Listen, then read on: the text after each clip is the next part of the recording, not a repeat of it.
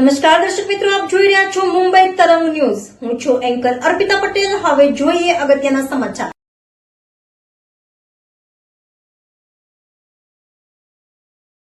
સુરતમાં ભારત બંધના એલાન સાથે રેલી યોજી આવેદનપત્ર અપાયું। સુરત શહેરના એસસી, એસટી, ઓબીસી સમાજના વિવિધ સંગઠનો દ્વારા ભારત બંધને આપ્યું સમર્થન। ડોક્ટર બાબા સાહેબની પ્રતિમાને પુષ્પાંજલિ કરી રેલીનું પ્રસ્થાન કરાયું। Ring road Baba Saheb પ્રતિમાથી collector સુધી રેલી યોજાઈ। મોટી સંખ્યામાં મહિલા સહિત આંબેડકરી સમાજના લોકો ઉપસ્થિત રહ્યા।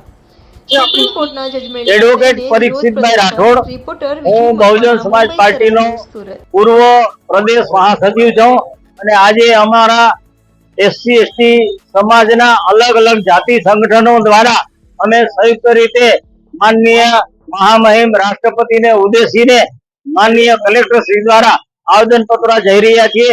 આ આવેદન પત્રમાં અમારો વિરોધ એ છે કે નામદાર સુપ્રીમ કોર્ટે જે જજમેન્ટ આપ્યું છે એ જજમેન્ટના બે મુદ્દાઓ કે એસસી એસટી ની અનામતના ક્રિમિનલ દાખલ કરવું અને એસસી એસટી અનામતની જાતિઓ છે એનું વર્ગીકરણ કરવું અને એની સત્તા રાજ્યને આપવામાં આવી છે। તો અમારા મત પ્રમાણે આ એસસી એસટી ની જે અલગ અલગ જાતિઓ છે એની અંદર વિભાજન થશે, ટકરાવ થશે, વિખવાદ થશે અને જાતિઓનો સંઘર્ષ થશે।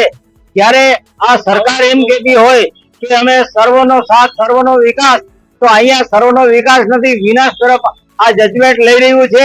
શા માટે ભારત સરકાર ભારતના બંધારણની અનુસૂચિ 9 માં આ અનામતની નીતિને દાખલ નથી કરતી?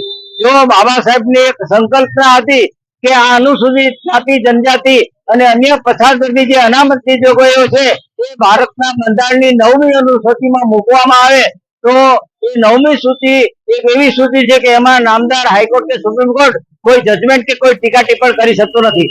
આજે દુઃખદ એ બાબત છે કે બંધારણની 9મી સૂચિમાં બાબા સાહેબ ગયા પછી પણ આ જે વર્તમાન સરકારો ભારત સરકારની ગઈ એને 9મી સૂચિમાં દાખલ નથી કરી।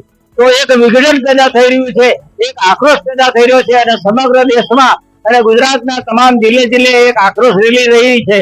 આ રેલીના ભાગરૂપે અમે અમારા એસસી એસટી ઓબીસી ના સંગઠનો જુદા જુદા બેનર સાથે જુદા જુદા આવેદનપત્ર લઈ અને નામદાર કલેક્ટર શ્રીને આવેદનપત્ર આપશું, જે આવેદનપત્ર માનનીય રાષ્ટ્રપતિને ઉદ્દેશીને છે। જય ભીમ।